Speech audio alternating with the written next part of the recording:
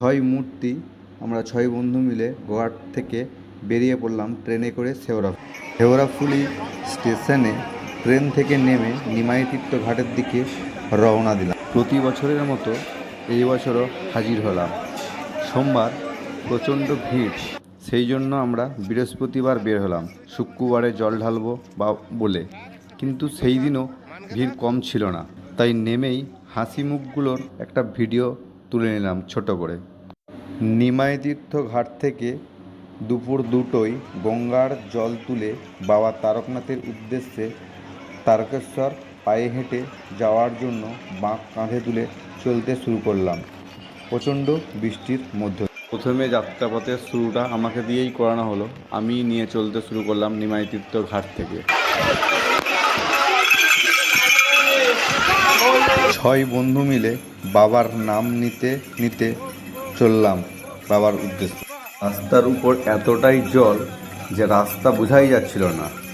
রাস্তার উপরে জল থই থই, আর আমাদেরও পা চলতে শুরু করলো। তার সঙ্গে সঙ্গে ঘুঙুরের আওয়াজ ও আমাদের 6 বন্ধু মিলে আমাদের যাত্রা রওনা দিলাম বাবা তারকনাথের উদ্দেশ্যে। একটা মনে জোশ, সাহস, ইচ্ছা সব নিয়ে একত্রিত হয়ে আমরা চলতে শুরু করলাম বাবা তারকনাথের উদ্দেশ্যে তারকেশ্বরের দিকে রওনা দিলাম। একে একে সবাই বাঁক কাঁধে নিয়ে চলছে। এখন চলছে তারু। মুখে তার একটাই আওয়াজ, বাবা আমার মাথায়, সঙ্গে তোরা সাথী, সঙ্গে আমার চলে আয়।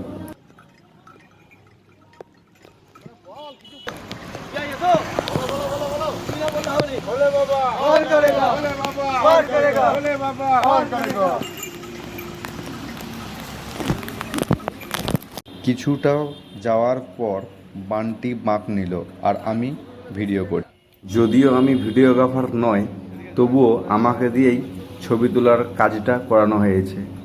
একটু ভিডিও তুলে নিলাম, সঙ্গে হাঁটা শুরু করেছি যাত্রাপথের অভিমুখে। আরও কিছুটা যাওয়ার পর আবারও আমি বাঁক নিলাম।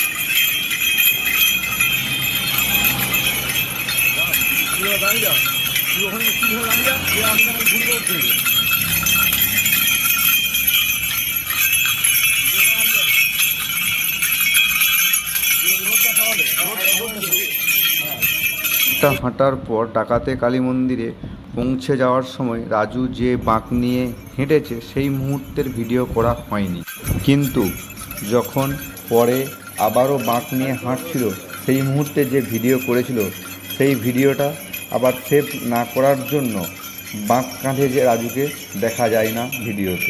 এরপর মানকে বাঁক কাঁধে হাঁটতে শুরু করবে। তবে রাজুর গিয়ার নেওয়া মানে একদম টপ গিয়ার, এক চোঁচে এক মুহূর্তে একদম ডাকাতে কালী মন্দিরে পৌঁছে দিয়ে বসে আছে। এখন কাশী বিশ্বেশ্বরে পৌঁছে গিয়েছি, তখন বাজে ঘড়িতে বিকাল 6:30। এই সেই কাশীধামের বাবা মহাদেব। আমি বাঁক নিলেই ভিডিও শুরু করে দিচ্ছে, বলে নাকি আমাকে ভাইরাল করতে হবে, তাই ঘুরছে ফিরছে শুধু আমারই ভিডিও তুলছে। এই বছর এতটাই সবার মনের জোশ ছিল যে হনুমান মন্দিরে পৌঁছে সবার সাথে একসঙ্গে একটু নেচে নিলাম। যদিও আমি সেরকমভাবে মোটেই নাচতে পারি না, তবুও বন্ধুদের রিকোয়েস্টে নাচতে হলো এবং আমারও ইচ্ছা একটু ছিল। সবাই মিলে খুব মজা করলাম, তবে সবই বাবার কৃপা। বাবার কৃপা না হলে এতটা পথ আসার পরও এরকম জোশ থাকতে পারে না, যদি বাবা না তার কাছে টান।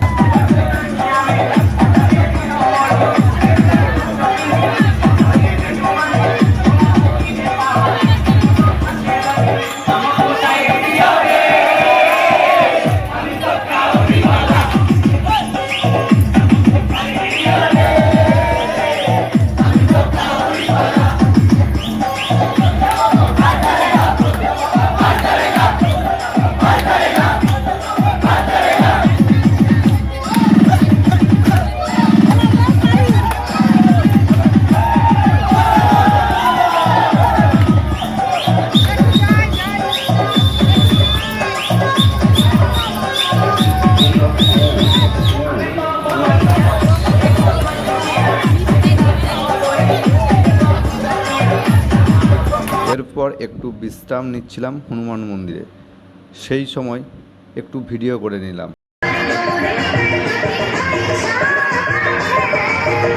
এরপর রাত্রে আবারও হাঁটতে শুরু করি তারকেশ্বরের উদ্দেশ্যে। অন্ধকার রাত আর সারি সারি বাবার ভক্ত আর ঘুঙুরের শব্দে। একটু আসার পরই দেখতে পাই ওয়েলকাম টু তারকেশ্বর।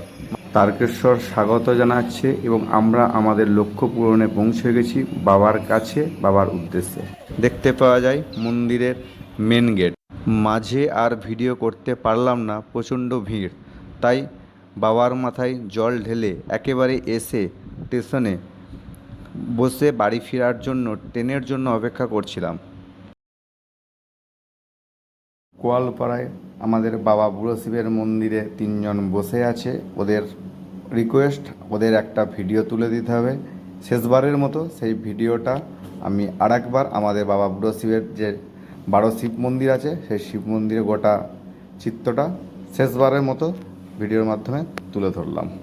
একেবারে বাড়ি ফিরে এসে আমাদের গ্রামের যে ঐতিহ্যবাহী 12টা শিব মন্দির আছে, ওখানে এসে বাবা বুড়ো শিবের মাথায় জল ঢেলে বাড়িতে পৌঁছে গেলাম।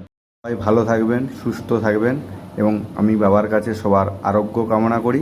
বাবা যেন সবার মনস্কামনা পূর্ণ করেন। ধন্যবাদ।